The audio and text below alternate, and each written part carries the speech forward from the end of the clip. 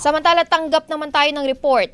DSWD, tiniyak ang pagtatayo ng mas maraming pang-rehab centers para sa mga batang babae. Brigada Sheila Matibag, ibrigada mo. Brigada Live Report.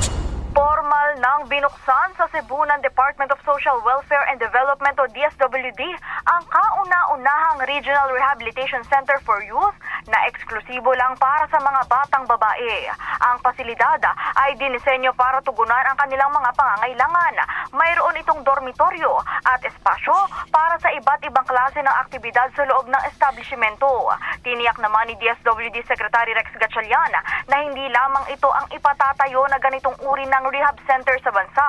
Dagdag pa ng kalihim, layo ng DSWD na gawing modelo ang naturang pasilidad para sa lahat ng mga field offices sa iba't ibang rehiyon.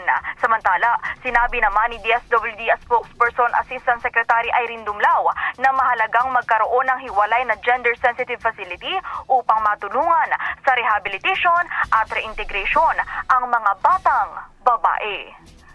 In the heart of changing lives, ako si Brigada Sheila Matibag ng 15.1 Brigada News FM Manila, The Music and News Authority. Ang bahaging ito ay hatid sa atin ng Drive Max Coffee. Ligayang tuloy-tuloy.